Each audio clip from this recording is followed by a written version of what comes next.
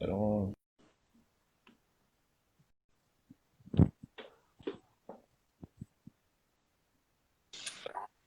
Oi, tô Olá! aqui. Deixa eu botar meu fone. Aquela fungadinha de início para começar, né?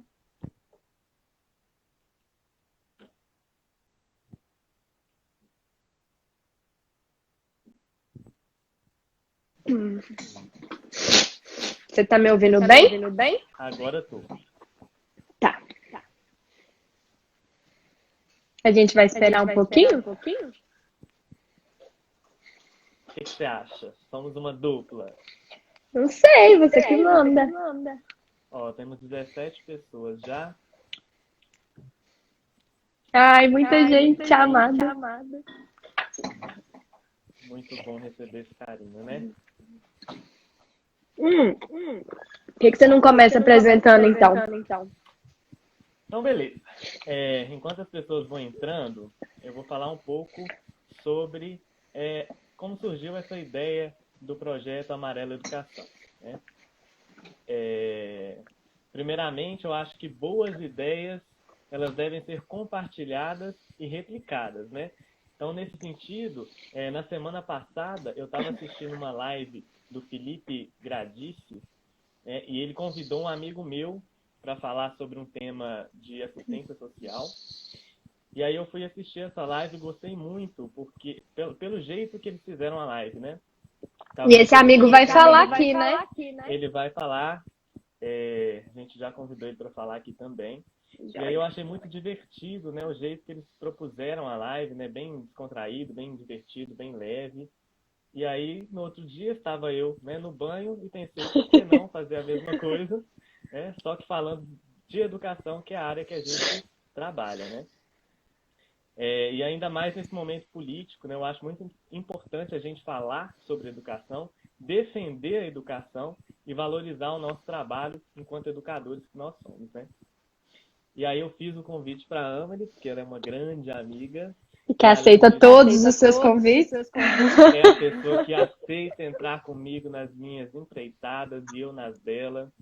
E aí foi dito e feito, né? Eu fiz o convite para a Amelie, ela aceitou. Rapidamente a gente já tratou de tirar essa ideia do papel e fazer ela acontecer. E estamos aqui hoje.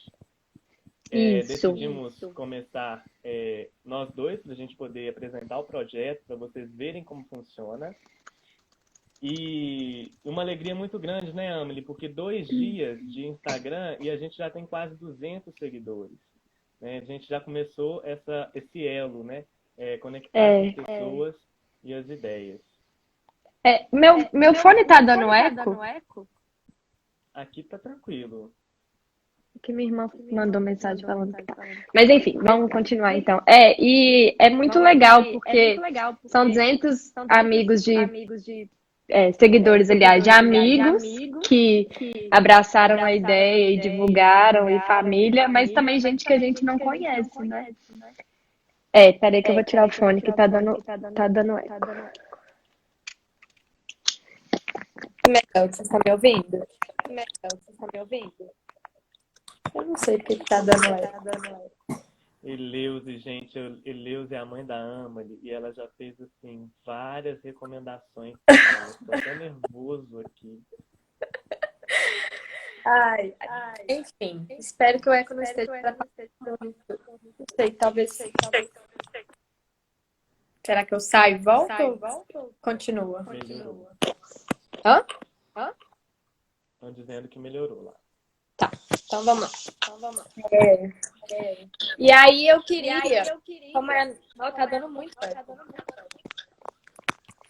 Como é a primeira live, que você apresentasse você. Ora!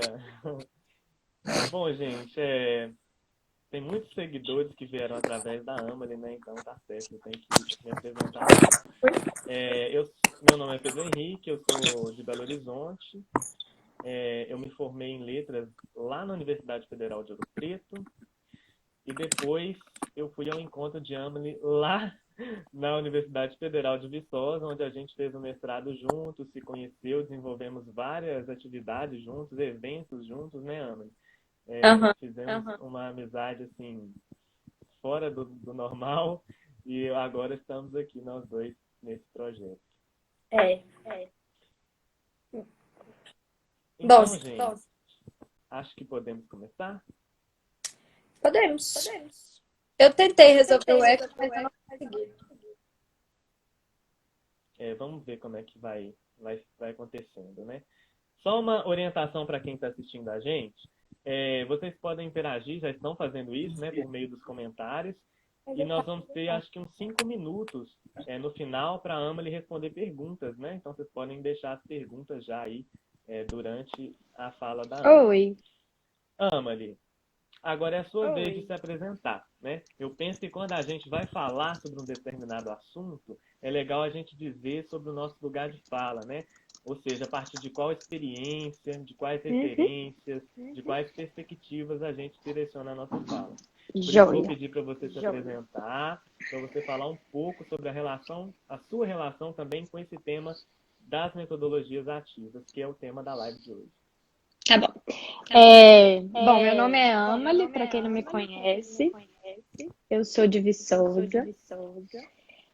Eu sou de uma família. Minha avó é pedagoga. De 5 filhos, 4 são professores. E eu, muito diferente do que a maioria pensa, eu fiz pedagogia porque eu escolhi fazer pedagogia. E aí aqui eu acho muito importante aproveitar que a gente está em público, fazer um agradecimento muito especial à minha família, porque até o meu pai sofreu preconceito quando eu escolhi fazer pedagogia, né? Então, assim, eu sempre tive muito apoio das minhas tias, meus tios, primas, irmão, enfim. Mas um James também, que meu marido, que na época era namorado, né? Me incentivou muito. Mas um agradecimento especial aos meus pais. Olha, mal começou, já tô querendo chorar. Aos meus pais que sentaram, conversaram comigo, perguntaram se era isso mesmo que eu queria e me apoiaram desde o início e propuseram, né, me deram várias oportunidades. Então eu sei que eu falo num lugar de privilégio, né? Meu lugar de fala é muito privilegiado, eu queria fazer esse agradecimento. Então eu escolhi pedagogia porque eu sempre acreditei que a educação era o melhor meio da gente mudar as coisas, né? E aí eu fiz pedagogia em Viçosa, entrei em 2012.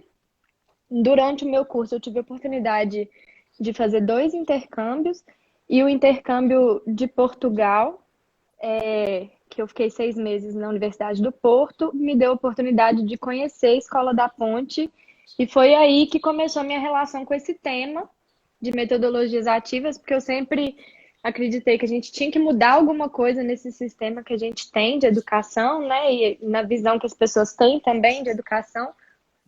Então foi aí que começou. Eu tive a oportunidade de ir lá conhecer a Escola da Ponte, que eu vou falar um pouquinho mais para frente. E aí foi aí que começou essa relação com esse tema e que eu amo de paixão.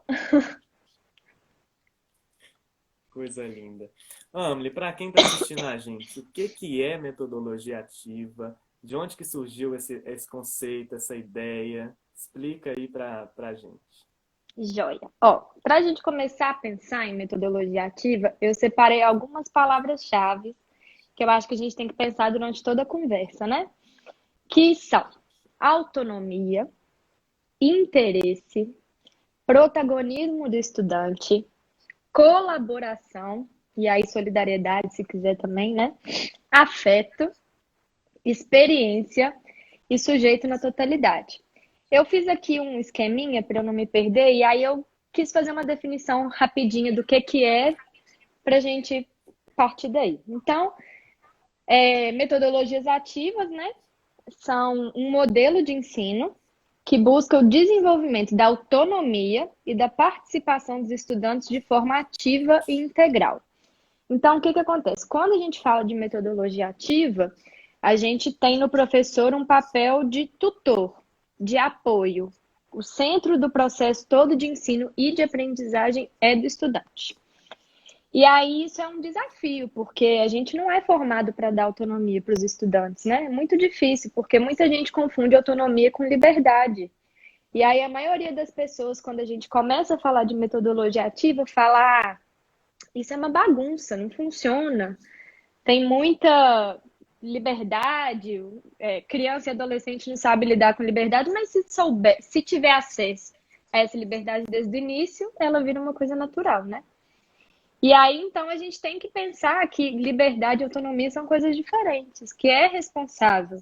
A gente não, nas instituições de ensino que são baseadas e trabalham só com metodologias ativas na maior parte do tempo, né?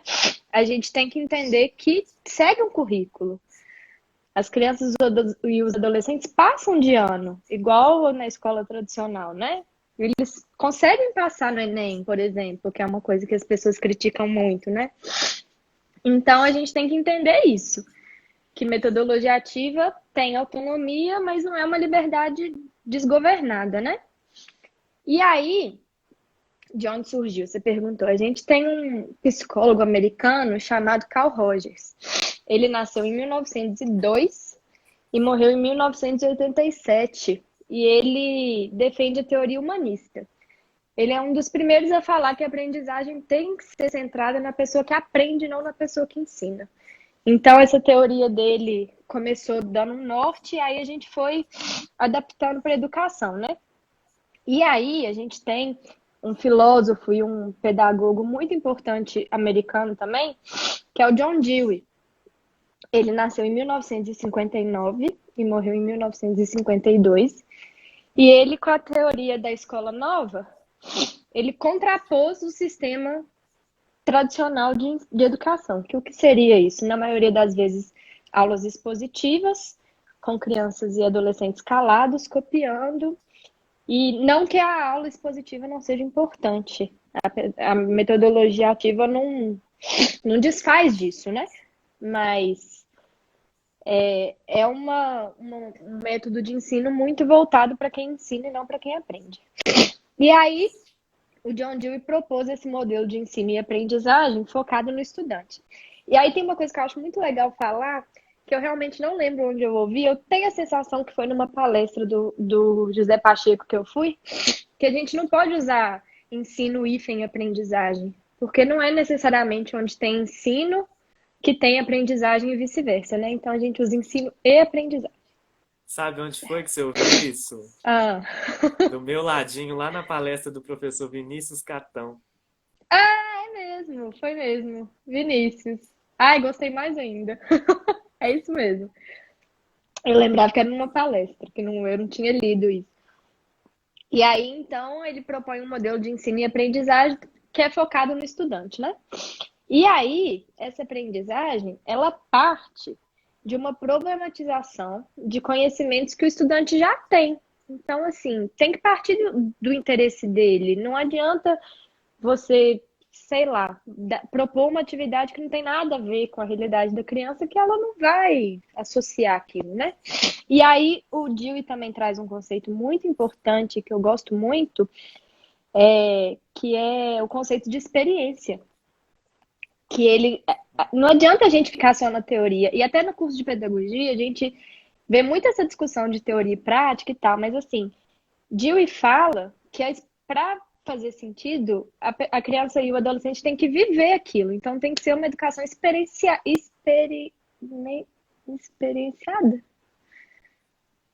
Não, né? Enfim, tem que ser vivida. Baseada na experiência. Obrigada. E aí, então, a gente tem que sair da teoria, né? E botar a criança na prática mesmo. E aí, uma coisa que o Dewey também fala é que não é a quantidade de experiência que o estudante tem, mas é a qualidade delas. Então, a gente tem muitas coisas que a gente trabalha vários conteúdos e várias disciplinas numa atividade só, e aí, com essa qualidade, a criança lembra, né? Tanto é que quando a gente fala de infância, assim, no ensino fundamental, eu lembro muito de um dia que a gente visitou o horto, mas eu não lembro o dia que uma professora ensinou alguma coisa dentro de sala de aula. Então, isso é uma comprovação prática, né, do que Dewey fala. E aí, além disso, aí já fazendo um contraponto, o Paulo Freire, que é um educador e filósofo brasileiro, nascido em 1921 e morreu em 1997, ele, na obra Pedagogia do Oprimido, de 1968, e da Pedagogia da Autonomia, de 1996, então é um conceito antigo, né?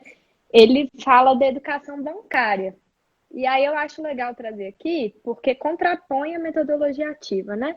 Que a educação bancária é isso, de nuca atrás de nuca, crianças e adolescentes enfileirados, normalmente calados, porque se não tiverem calados é bagunça, liberdade, isso é errado, com o professor simplesmente passando o conhecimento que ele tem para aquela criança. Só que aí também, Pedro, a gente ignora que existem estilos de aprendizagem diferentes, né? Tem estudantes que são visuais, tem estudantes que precisam escrever para aprender, outros se vê no quadro para ele já está suficiente, tem uns que só ouvindo, né? São as inteligências múltiplas, né? Exatamente. E aí, esse método bancário ignora, né, os estilos de aprendizagem das crianças e colocam todos no mesmo bojo. E aí, enfim, é o que a gente vê por aí, né? Esse negócio de educação bancária, às vezes, a gente sabe desse conceito de educação bancária, mas não entende de onde vem a palavra bancária, né? A ideia de É, bancária vem da coisa do banco mesmo, de você pegar o cheque e depositar ali, né? E aí o cheque seria o quê? O conhecimento. O professor, ele deposita. deposita o conhecimento, ele transfere o conhecimento diretamente para a cabeça do aluno e a gente sabe que não é bem assim que funciona na maioria E das aí vezes, não né? é necessariamente quando tem ensino que tem aprendizagem. Exatamente, Beijos, arrasou, Vinícius Catão. maravilhosa. Muito bom. Ô, Amali, deixa eu te falar uma Hum, coisa. eu Eu deixo. fiz ouvi, né, algumas palestras, de vez em quando eu gosto de fazer cursos sobre essa questão da metodologia ativa, e me incomoda muitas vezes essa questão teórica. Fala-se muito do conceito de metodologia ativa e a gente vai com uma expectativa de saber como é que funciona na prática, né? Como é que funciona a Uhum. metodologia na prática? Quais são essas técnicas? Ó, a gente tem alguns mecanismos de dispositivos de metodologia, né? Eu separei três para falar, que são os principais. Eu acho que o principal é a pedagogia de projetos. A pedagogia de projetos, ela ensina por meio da experiência. Ponto. Então, o estudante parte do interesse do estudante, ele se conecta com o tema que ele quer, né? E aí ele procura nas instituições, né, que adotam metodologia científica, ó, metodologia ativa. É, a criança, por exemplo, eu quero estudar cosmologia. Foi um exemplo que a Mildred me deu na minha pesquisa. Vou estudar cosmologia. Ele vai no tutor, fala o que ele quer estudar, o tutor orienta, e aí o aluno faz a pesquisa. Ele procura as metodologias que ele prefere, seja assistir um documentário, seja ler um livro, conversar com alguém, fazer uma entrevista. E aí o professor, ele favorece esse ensino com base nas descobertas que o aluno fez, nas pesquisas que o aluno fez, entendeu? E aí a gente pode tratar de inúmeros assuntos, por exemplo, em cosmologia, a gente pode tratar ciências, geografia, matemática, linguagens, porque dependendo de onde o estudante fizer, né, a pesquisa idioma, talvez escuta sei lá, faz um livro, lê alguma coisa em outro idioma, né? E aí, parte dele, ele faz a pesquisa, pode ser individual, pode ser em grupo, ele pode, né, pegar um grupo de colegas e fazer. E aí, essa é a principal, é a pedagogia de projetos. E aí, no final, como eu falei, que não é uma coisa de uma liberdade solta, ele tem um momento com o tutor, né? De explicar.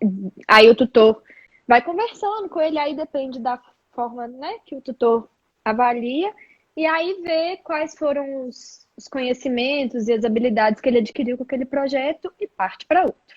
Esse é o principal. Mas como é que é esse negócio de projeto? O professor propõe, é parte do interesse do aluno, é Parte do construído interesse do junto? estudante. Sempre. parte do interesse do estudante. É, o professor pode orientar, né? O estudante pode ter uma ideia mais abstrata, não sabe exatamente o que quer, e aí o professor pode orientar isso. Mas a vontade é. Por isso que a experiência é tão importante, porque parte de uma coisa que o estudante tem interesse. Tem uma criança que gosta muito de dinossauro, Pedro. Aí ela pode pesquisar alguma coisa e aí pesquisa história, ciência, entendeu? Então, parte muito, pode ser coisas muito simples, não precisa ser uma coisa elaborada. Então, parte do estudante. Podemos passar para a próxima? Tem alguma pergunta? Podemos. Então tá. Outro método é a sala de aula invertida. Que a gente pode pensar mais ou menos que o estudante é o professor e o professor é o aluno. Por isso que é invertido, né? Então, ela vai contrária à ideia da aula expositiva, né? Mas não é assim, o estudante vai lá e vai falar. Não. Como é que funciona? Antes da aula, é combinado, né? Vamos estudar tal assunto. Vamos estudar. O que você quer estudar, Pedro? Eu quero estudar? Nossa, me pegou desprevenido. Tava lendo aqui o comentário do James. Curiosidade é uma força muito motivadora. Eu quero estudar Dom Pedro. E daí a gente vai. A aula vai falar sobre história do Brasil, chegada da corte portuguesa no Brasil, sei lá. Então, os estudantes, a turma, né, vai para casa, vai estudar sobre esse tema e vai chegar na sala de aula e o professor vai mediar uma discussão entre eles. E aí, nisso, as crianças vão falando: eu sei isso, isso e isso. Eu sei aquilo, aquilo outro. Se tiver alguma dúvida, o professor está lá para responder, para intervir, ou outros colegas. Não necessariamente o professor. Por isso que a metodologia ativa é uma metodologia colaborativa, né? E aí a sala invertida é basicamente isso. Tá bom? Podemos Tá passar? bom. Em se tratando de metodologias ativas, você acha que elas valem para qualquer segmento de ensino ou é uma coisa mais direcionada para adolescente? Porque diz respeito ao ensino do professor, né? Mas como é que o público recebe isso, né? Eu acho assim, que se você for parar para pensar, a educação infantil deveria ser 100% autônoma. Porque a gente, quando a gente fala de educação infantil, a gente fala muito de brincadeira, de ludicidade, do que da criança expor, né, seus sentimentos, enfim. E eu acho até que na educação infantil é mais fácil, porque a gente não tem tantos conteúdos como a gente tem no fundamental e no médio, né? Então, eu acho, Pedro, como tudo na educação deveria ser, que se partir da base, chegando no ensino médio, se você no fundamental tiver tido essa experiência, no ensino médio é muito tranquilo, entendeu? Então, eu acho assim, que se a gente tivesse um lugar, como a gente tem, eu vou contar, que comece lá no primeiro ano do fundamental, e aí, né, toda a trajetória do aluno é desse jeito, a relação vai ser a mesma, do primeiro ano do fundamental como do terceiro ano do ensino médio. Agora, dependendo da realidade, jogar a metodologia ativa no terceiro ano do ensino médio talvez não funcione. Justamente pelo que eu te falei de liberdade e autonomia. Isso é muito importante o que a Amelie está falando, gente, porque eu sou professor iniciante, né? Estou começando agora, eu terminei o mestrado e estou começando agora a minha primeira experiência como professor mesmo.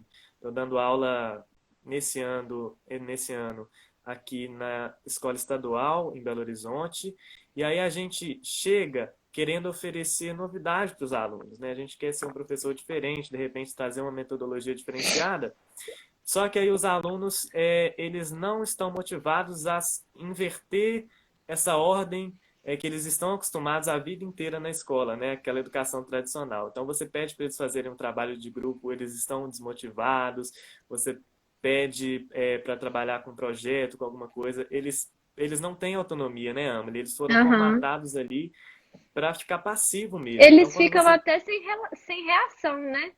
Se você ficam não sem tiver ali do reação, não lado, falar sabem o que vale 10 fazer. pontos, ou, né, sei lá. Por isso que é importante começar lá do início, né? É. E é importante também, eu vi aqui o comentário da Marcela, a gente não precisa de uma escola de metodologia ativa. Ela está falando, utilizamos em todos os segmentos em nossa escola, do infantil ao médio. Lá tem aula expositiva. Lá não é uma instituição igual à Escola da Ponte, as que eu vou tratar aqui mais para frente, que tem todo um contexto diferente, mas eles trabalham com metodologias ativas. E aí a minha mãe perguntou como funcionaria na universidade. Olha, feia, difícil, viu? Porque eu acho que, teoricamente, na universidade é onde a gente tem mais autonomia, né? E essa questão de partir do interesse, na universidade é onde a gente mais pode partir do interesse, porque a gente, teoricamente, está estudando o que a gente gosta. Mas, ao mesmo tempo, a gente tem muitos professores na universidade que minam isso, né? Então, talvez seja. Desculpa, sabe realmente feio. Talvez seja um, um pensamento que também tem que mudar nos professores, né? Talvez não, com certeza. Então, é um desafio, né? E passamos? Quer Então perguntar falamos mais de alguma? projeto, falamos de sala de aula invertida e Vou agora? falar o terceiro, que é aprendizagem baseada em problemas, ou a metodologia PBL, ou ABL, ABP, se for traduzir, que é nada mais, nada menos. Isso eu lembro muito de aulas de matemática que eu tive, que talvez a gente pode partir, pensando na prática, partir muito para a aula de matemática, que é quando o estudante vai adquirir conhecimento por meio de resolução de situações. Por exemplo, tem um rio poluído na cidade que a escola tá, que a criança estuda. Como é que a gente vai resolver isso? Vamos propor soluções para resolver isso. E aí a turma, sempre a turma, vai poder discutir e ter várias ideias, né? E aí também a gente aqui adquire conhecimentos de mais de uma disciplina, né? E aí essa aprendizagem baseada em problemas é muito legal porque ela estimula a proatividade dos estudantes, né? Lidar com problemas, que a gente tem problema na vida todo dia, e também um aprimoramento pessoal em relação ao grupo, porque a criança vai se expor, né? O adolescente, ou seja lá quem for. Então, ele vai criar argumentos, propor soluções. Então, isso acaba aprimorando muito, enfim, o conhecimento, até a fala, né? Que tem muita gente que tem dificuldade de falar, e enfim. E é isso. Aprendizagem baseada em problemas é isso, eu acho. Uhum. É, eu já vi também, né? Fiz um curso recentemente sobre metodologia ativa. Tem também a, uma metodologia de jogos, né? Que eu acho que eles chamam de É, gamificação. esse é muito legal. Eu lembro, inclusive, e olha como que essas coisas marcam a gente. Eu tive história sempre foi minha disciplina preferida. E eu tive uma professora de história no Carmo, Dani. Acho que quando a gente fala de coisa boa, a gente pode falar o nome, né? A Dani era uma professora muito diferente, assim, do que eu já tinha tido. E eu lembro de fazer um jogo de tabuleiro, construir. Nós éramos um trio, eu, Laura e Tamires, de construir um jogo de tabuleiro sobre feudalismo. E foi super legal, porque a gente construiu as perguntas, fez a dinâmica do jogo, volte tantas casas, se acertar a pergunta, passa, nananã. Então, jogo e também até associar com tecnologia, né, Pedro? Uhum. Jogos no computador e tem várias coisas legais, aplicativos de educação que muitas vezes são vistos como inimigos, mas que dentro da sala de aula podem ser assim, o temido celular, né? Pode ser muito útil. Então, essa questão de jogos, aí eu acho que principalmente adolescente, viu? Gosta, porque perde, né? Acaba perdendo isso no caminho. Da competição. a competição a gente tem que tomar cuidado porque ela não pode virar uma coisa destrutiva. Mas se a gente Sim, mas utilizar ela é ela, importante. ela é muito importante, né? Para a gente Sim. potencializar, né? Ali no processo de ensino-aprendizagem. Eu acho que é essa a ideia do jogo aí no gamificação, né? Essa É, metodologia. e aí o que o Dewey fala, né? É a qualidade da experiência. Eu lembro de detalhes desse jogo. Então é uma coisa que ficou, né? Uhum. Eu tô Para lendo de ler comentário e concentra em mim. tô lendo muitos comentários. Gente, que show vocês. Muitos comentários interessantes. Eu tô com medo de perder as perguntas. Teve a Vitória Gilbert, da sua Minha família, por cunhada. acaso? Ela fez uma, ela fez uma pergunta muito interessante, mas vamos deixar, né, para o Vai momento final. O João guardando. também falando. Uhum. É, e eu vi que minha mãe falou aí que os professores também têm dificuldade até pelo sistema de ensino, e isso é muito verdade. Na minha pesquisa, eu entrevistei os dois gestores de duas instituições aqui no Brasil, e se a gestão não estiver alinhada porque é uma proposta, é uma vivência, não adianta você tentar colocar um elemento ou outro. Não que a escola precise ser 100% igual eu falei, o caso do ângulo que a Marcela falou, né? Mas se não tiver alinhado gestão, toda a equipe escolar, gente, cantina, toda a equipe escolar, os professores, os estudantes e a família, não vai funcionar. Uhum. Então, realmente, as instituições muitas vezes dificultam, né? Assim, não que isso seja um problema, é a proposta da instituição, mas aí é difícil conseguir fazer esse tipo de atividade, né? A Isabel falando aqui na questão dos jogos ainda, né? Que a aprendizagem com o lúdico é mais prazeroso. A gente vai perdendo É, o lúdico, né? No processo, vai é, subindo o nível de ensino, a gente vai perdendo o lúdico, né? Muito interessante até esse na comentário. educação infantil, fica aí uma crítica. Muitas escolas já querem que a criança leia com 3, 4 anos, gente. Educação infantil é lúdico, é brincadeira, É brincadeira, né? é cognitivo, é emocional, não é conteúdo. A Marcela tá aí, se eu estiver falando besteira. Pra mim, Ô, gente, é interessante, né? Porque a minha formação é de licenciatura, né? Em letras. Então, eu trabalho com fundamental e médio, mas a Amelie é pedagoga. Então, sempre eu vou trazer o infantil ponto e dos fundamental. adolescentes e a Amelie vai trazer o ponto mais, né, É. da parte infantil, né, dos meninos. Uhum. E eu acho que é interessante esse diálogo. Mas, Amelie, Diga. você falou aí de alguns exemplos, né, de técnicas, de metodologias ativas. A gente pode dar aí algumas dicas para as pessoas que quiserem saber mais sobre isso depois. No final eu Mas vou dar umas dicas de material também. legal. Aí, aqui no Brasil, né, que quando a gente fala dessas coisas, parece que tá tudo fora, no exterior, né? Mas aqui no Brasil, tem alguma escola que trabalha com metodologia ativa, ou se baseia, ou que usa, né? Como é que é Tá. isso? Tem? Tem. Tem, e tem escola pública, isso não é uma coisa elitista, que é uma das críticas que a gente vê muito, né? Como se fosse só escolas particulares a propor esse tipo de coisa. Mas aí, Pedro, para eu falar das brasileiras, deixa eu contextualizar um pouquinho minha pesquisa.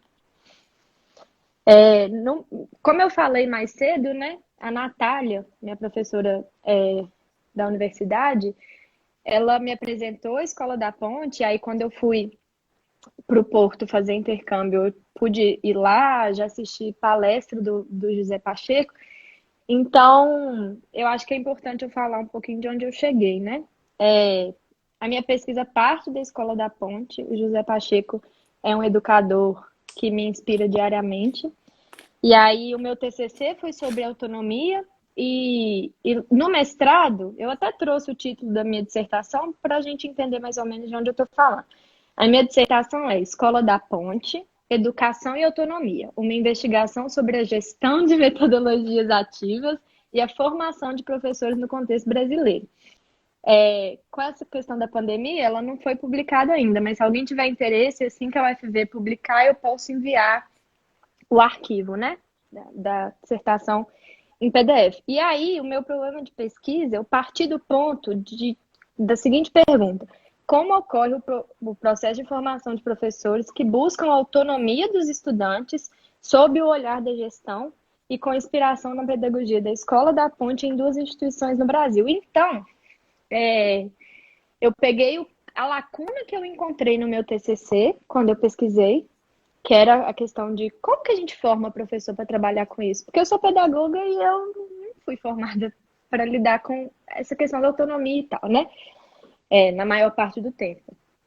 E Na aí, licenciatura também não, a gente não é pois preparado. é, a gente tem cursos, igual você falou, eu fiz um curso de metodologia ativa e tal, mas uma formação, assim, eu não tive uma disciplina, vamos supor. Eu passei por algumas coisas, mas o que eu sei mais foi porque foi um interesse meu, né, assim. E aí, então, eu, no meu TCC, quando eu conheci a Escola da Ponte, eu voltei do intercâmbio e eu fiz um projeto de extensão com a orientação da professora Natália, que foi a mesma que me apresentou, foi minha orientadora de TCC também, na POV, eu vou falar melhor, deixa eu só falar quais são. Então, no meu TCC, eu abordei a APOV, que é uma instituição de Viçosa, a Escola Maria Peregrina e o projeto Âncora, e a Escola da Ponte, né? Então, essas são as 4 escolas que eu me baseei. E aí, você pediu para eu apresentar e eu esqueci de falar, você tinha pedido para eu falar, que eu fui coordenadora pedagógica do ensino fundamental na Secretaria Municipal de Educação de Viçosa. E aí, quando eu trabalhei lá, eu percebi como que a teoria e a prática é diferente, como tem muitas tensões nesse, né, nesse começar a trabalhar, e que é muito difícil mesmo a gente aplicar metodologias novas, porque às vezes a gente tem até muita resistência dos professores, da gestão, tá inventando moda.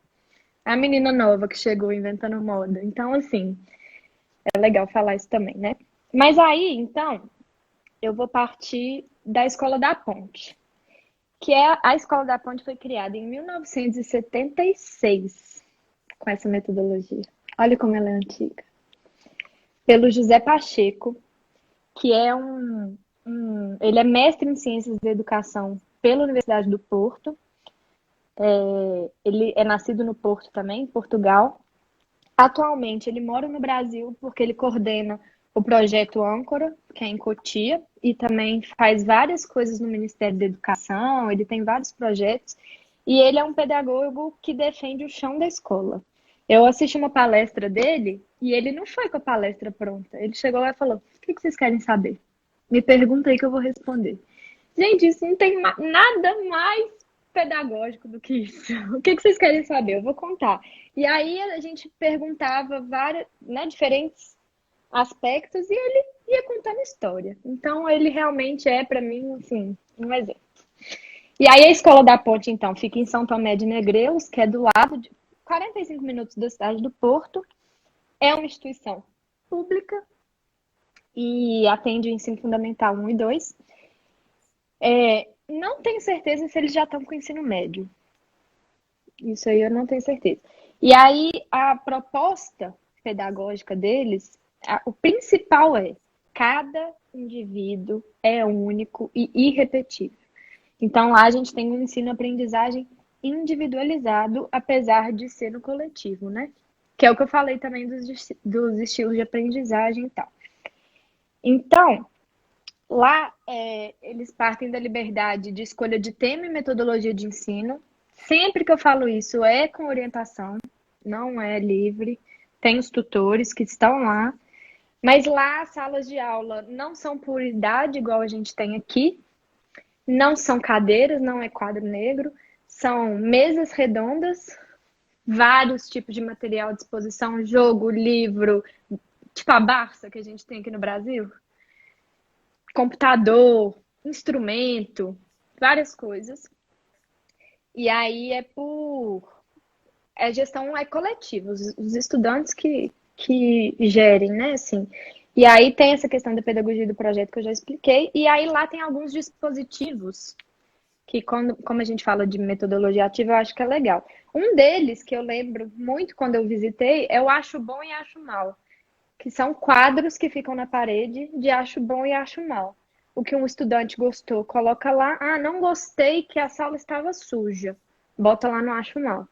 E também tem, mais ou menos nesse estilo, o já sei e preciso de ajuda, que eu acho o máximo, que é os estudantes sendo professores. Ah, eu aprendi sobre Dom Pedro II. Você ainda está com dificuldade. Você coloca no quadro e eu coloco no quadro, eu posso te procurar para te ajudar ou você pode me procurar para pedir ajuda. Então, um aluno Então, ensina o outro. exatamente, colaboração, né? Que é o que eu falei. E aí os professores são monitores, nesse sentido mesmo de orientar, de estar, o professor está ali, mas não é ele que conduz aquilo ali, né? Ele está ali. E aí, então, a partir. É só para a gente entender que essa instituição, Pedro, ela não usa metodologia ativa, ela é metodologia ativa. Ela não tem provão, ela não tem aula expositiva, então é uma realidade assim muito diferente do que a gente está acostumado, né? Mas aí a gente tem no Brasil, no meu TCC eu abordei também o projeto Âncora, que o Pacheco é coordenador, mas no meu mestrado eu preferi ficar só com a Escola Maria Peregrina e com a POV, porque elas têm ligação uma com a outra. A POV se inspirou na Maria Peregrina. E antes do mestrado, eu achava que as duas tinham se inspirado na Escola da Ponte, mas eu descobri que a Mildred, que é da Escola Maria Peregrina, descobriu da Escola da Ponte depois dela ter feito. Então, olha que lindo. São pessoas com as mesmas ideias, né? E aí, então, a Escola Maria Peregrina fica em São José do Rio Preto, em São Paulo. Ela foi a idealizadora da metodologia Escola Maria Peregrina, é a Mildred Duque. Lá eles atendem Fundamental 1 até ensino médio. Então são crianças de 6 a 16 anos, crianças e adolescentes, né? E aí ela tem um caráter religioso. Ela tem uma instituição mantenedora, né? A comunidade, acho que é a Comunidade Maria Peregrina, e ela não possui mensalidade. Ela não é uma escola. Eu não sei explicar. Ela não é uma escola pública, mas ela não tem mensalidade. Por causa das questões de financiamento, né? Então, ela atende público carente. E aí, ela segue esses mecanismos também lá. A pedagogia de projetos e as inteligências múltiplas são as principais, né? E, e aí, a POV fica em Nova Viçosa, que é o bairro mais pobre de Viçosa. A POV significa Associação Assistencial e Promocional da Pastoral da Oração de Viçosa. Então, ela é católica, é uma instituição católica, sem fins lucrativos, uma entidade sem fins lucrativos.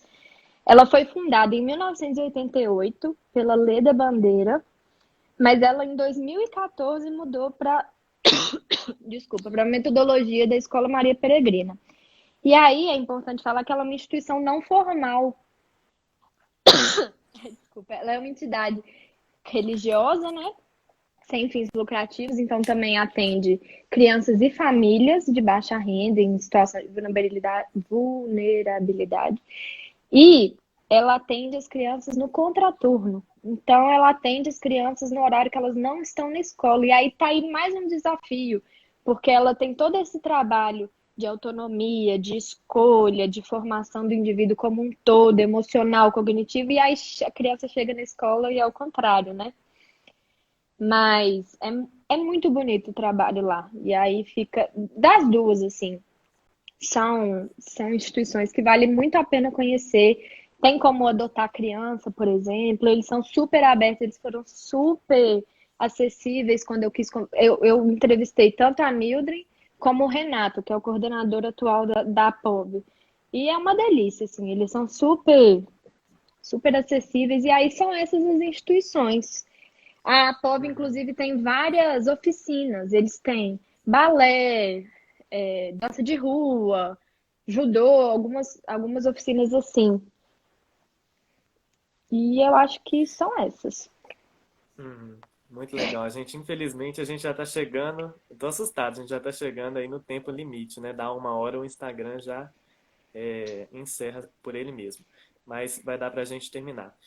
É, gente, essa coisa da Escola da Ponte, ela costuma ser a inspiração, né, para quem quer adotar metodologia ativa e mesmo pensar em processos de democratização da escola. Uhum. Porque lá dentro dessas escolas, né, os alunos decidem, é uma gestão coletiva, né, alunos, pais, comunidade escolar. E aí eu até indico, no YouTube tem o Rubem Alves contando como ele conheceu a Escola da Ponte, é lindo, ele conta que chegou lá em O Portugal bem na alto. Escola da Ponte Hum. e ele contaram para ele de uma escola diferente, né? E aí ele foi lá conhecer a Escola da Ponte e aí ele ficou esperando o diretor da escola aparecer para mostrar a escola para ele. Quem apareceu foi um aluno. Ai, é E aí lindo, ele já gente. Isso é ficou sem lindo. assim, meu Deus, como assim um aluno vai me apresentar a escola? Isso no Brasil Quando, nunca é, seria possível. quando eu fui, dois alunos me apresentaram. Um, tipo, sei lá, 7 anos e o outro 12. Foi a coisa mais linda. E é um sentimento de pertencimento, né, Pedro? É deles. Isso é muito bom. Porque Excelente, eu aí a gostaria de falar escola. mais sobre É, eu isso, também, só mas falar não uma vai coisa. dar. Mas aí é porque muitas vezes a escola é um ambiente que o estudante não quer estar, né? E aí, quando você tem esse pertencimento, é Você quer uma outra cuidar. experiência. É. Mas então eu posso indicar algumas coisas? Dá tempo? Pois é, queria que você indicasse aí, Joia. para quem quiser conhecer mais sobre metodologias Olha, ativas. eu tenho algumas indicações.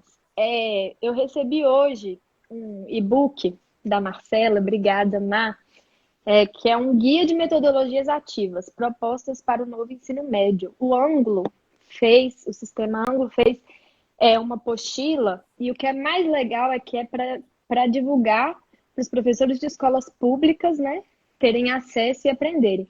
Então, eu não sei como a gente faz para disponibilizar, mas eu tenho um arquivo. Às vezes vocês mandam no DM um e-mail e eu envio. A Mar falou que eu posso disponibilizar. Eu tenho aqui dois livros que eu quero indicar. Um é mais geral, não é sobre metodologia ativa e essas coisas. É o desenvolvimento psicológico e educação.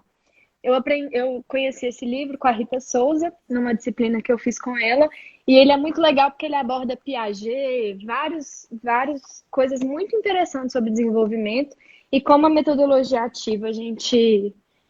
Ai, tô falando muito rápido. A gente forma o estudante como um todo, né? O cognitivo, o emocional. Eu acho que é um livro que todo educador deveria ter. O outro é um livro que eu comprei realmente para o meu mestrado, porque a Mildred tem um capítulo e também tem um capítulo sobre o projeto Âncora com o José Pacheco, e é um livro maravilhoso, gente. É Inovações Radicais na Educação Brasileira. Então, são várias iniciativas, tipo essas que a gente conversou hoje. Tem muita coisa legal. Eu nem dei conta de ler tudo ainda, mas são artigos, então é ótimo. Você pode ir pelo tema que te interessa mais, né? Os sites, eu sugiro que vocês entrem no site da Escola da Ponte, Escola Maria Peregrina e a POV. É só pesquisar no Google, mas se alguém quiser eu posso mandar o link, porque lá tem documentos de como mostra como funciona, mostra a história, mostra a metodologia. Foi uma fonte de pesquisa muito boa para o meu mestrado. E aí, para quem é mais visual, tô falando rápido, tô, né? Tá É, ótimo. tem um documentário no YouTube, que esse eu acho que todo mundo na vida deveria assistir, não é nem educador, que chama Quando Sinto Que Já Sei. Assistam. Eu não vou falar mais.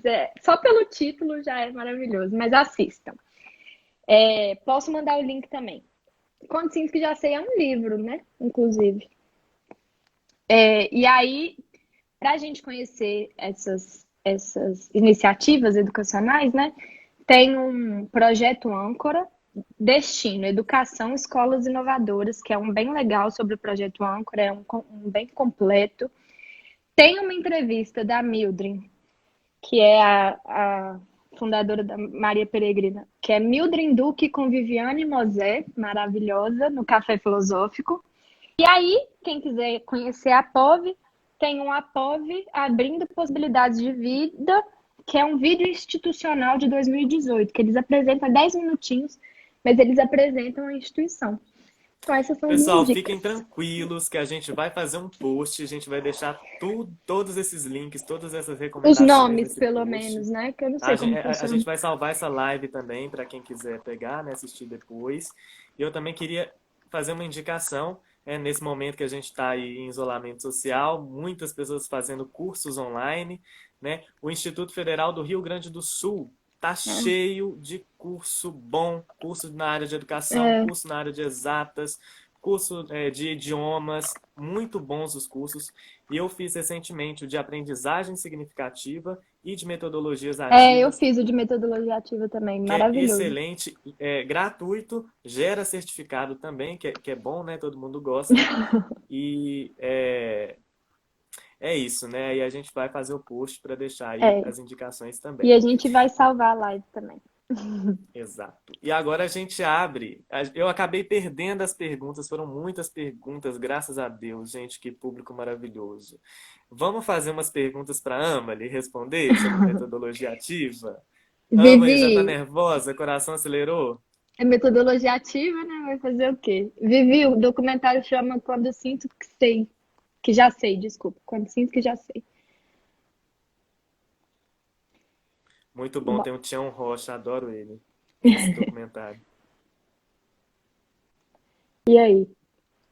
Eu E tô aí, voltando gente, nos quem tiver documentários, uma. os comentários. Eu lembro de uma pergunta que era assim. é,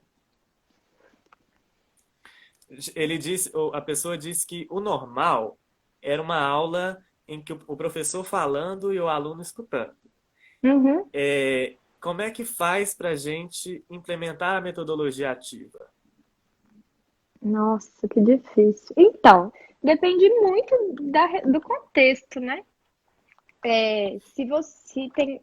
Algumas instituições eu já vi fazendo um misto, assim, fazendo momentos de metodologia ativa e mantendo as aulas expositivas e o ensino tradicional, né? Então, algumas pessoas usam metodologias ativas como algumas atividades, tipo jogos. Talvez seja uma boa maneira de introduzir, assim, se você quer fazer um teste, uma introdução na instituição que você trabalha, ou se você é diretora e coordenadora, começar com a aprendizagem baseada em problemas é um dispositivo legal, e as questões dos jogos. Eu acho que é a melhor forma, assim, de introduzir, porque aí também a gente vai coordenando a autonomia que os estudantes vão ter ali, e aí eu acho que seria legal. Por exemplo, esse jogo que eu fiz, que eu contei do feudalismo, era numa instituição extremamente tradicional. É uma instituição, é uma escola católica. Então dá para a gente fazer alguns dispositivos e aí naturalizando isso, né? Uhum. O Douglas fez uma pergunta muito boa, interessante. Ele disse assim: os professores conseguem exercer essa autonomia também para aplicar a metodologia, mesmo o município, né, Hum, ou o estado, não introduzindo? é, é isso que eu falei, assim. Eu acho que tem como. A gente tem como driblar algumas coisas.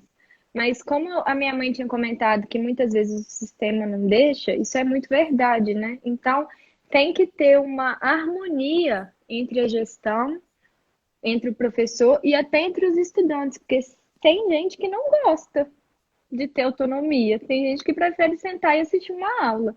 Então, eu acho que tem que ser um processo assim, é, que você vai construindo em conjunto e sempre com muito diálogo, porque é uma gestão muito democrática, né? Eu gosto muito de uma fala do Leandro Carnal, que é um historiador, né, famoso. Ele diz o seguinte: que a sala de aula é domínio do professor. Quem decide o que vai acontecer na sala de aula é o professor. Então, o professor ele tem liberdade, ele tem autonomia, Douglas, para fazer um jogo com os alunos, para Uhum. fazer essa coisa da sala de aula invertida. O que o professor não pode fazer é deixar de cumprir os conteúdos que o Estado e o município exigem, né, que seja cumprido, né, os conteúdos da Base Nacional Curricular Comum. Ele não pode deixar de cumprir o currículo, mas a forma como ele vai abordar os temas na aula dele, isso compete ao professor. Então, Sim, a gente acaba tendo autonomia para aplicar as metodologias ativas na sala de aula. Embora o ideal não seja que um professor sozinho faça isso. O ideal é que se construa a cultura, né, Amanda? foi o que eu falei, até a cantina é importante nisso, né? É toda a comunidade escolar. E a Vivi perguntou sobre as turmas lotadas. E isso é muito difícil a gente lidar com a realidade, né? A gente sabe. Mas se a gente for aos poucos, Vivi, colocando pontos de metodologia ativa, de prazer na educação, talvez a gente consiga envolver. Eu acho que a questão é essa, é envolver os alunos, os estudantes, porque aí vai ser prazeroso, que é o que o Dewey falava, né? Da experiência. Então a gente sabe que tem desafio demais. Toda vez que eu apresento trabalho, essas coisas sobre esse tema, tem sempre as mesmas críticas do contexto. E aí, mas a gente tem que ir tentando. Eu acho que é isso. Exatamente. A gente tem que Não pode lutar contra desistir. esse Foi por sistema, isso que eu né? entrei para fazer pedagogia. Não vai dar para desenvolver muito a pergunta sobre a infraestrutura, se tem influência, né, no processo de aprendizagem, fizeram essa pergunta. Inclusive, nesse curso que eu recomendei, eles falam, inclusive, da pintura. Não é arquitetura, né, mas fala a importância até das cores. Né, isso influencia a Sim, iluminação do ambiente. Inclusive, essas escolas, eles falam em quebra de muros, né? Então, quebra as paredes da sala de aula. Enfim, grade. é muita coisa, muito material que a gente vai disponibilizar, assim, que tem muita coisa interessante. Mas eu queria muito Amali, agradecer todo mundo falando, né, participando.